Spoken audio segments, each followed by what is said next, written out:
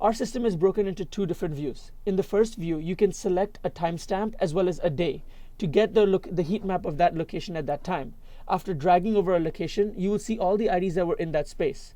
By clicking on an ID, I can see the connections it has with all the other IDs in the park, as well as a broken down detail of which places they went to and who they called, as well as which path they took over the past 3 days. To solve question 1 of the grand challenge, we first filtered out all the people in our MDS view to only show those who came on all 3 days and didn't check in anywhere.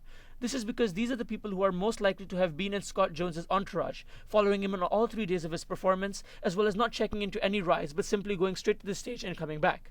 This filter left us with these 2 points.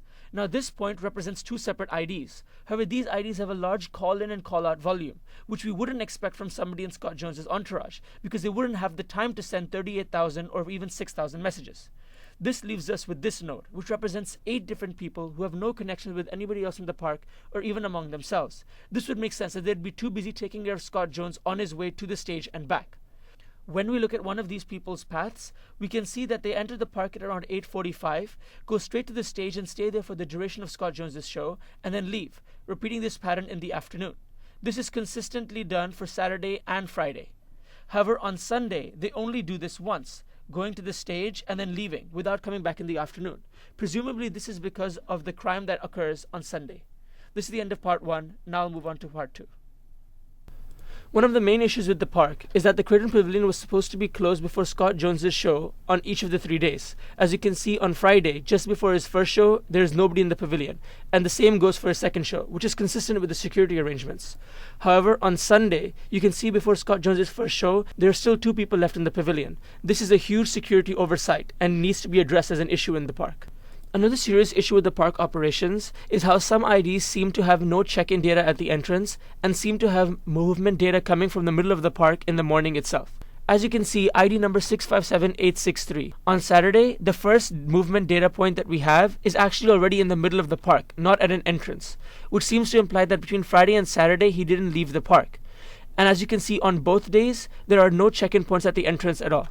For part A of question 3, we think that the crime happened between 10 and 11:30 am. This is because by 10 am, there are only 2 people left in the park, and these 2 people are the ones that are most likely to have committed the crime. And by 11:30, people have started coming back from the stage to the pavilion because it's the end of Scott Jones's show, and it'd be very difficult to commit the crime then.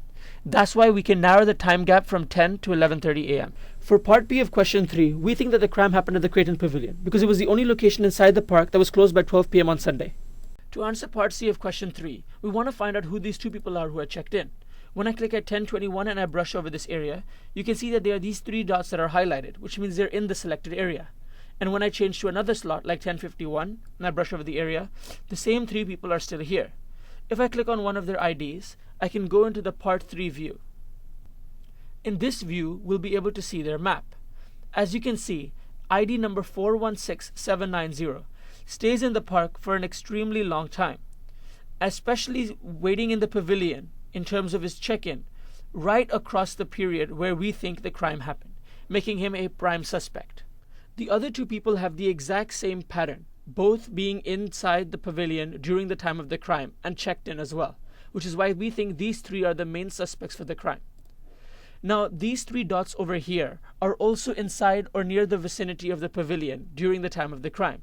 However, they are not checked in, so couldn't have committed the crime, which is why we stick with these 3 being the suspects in the crime.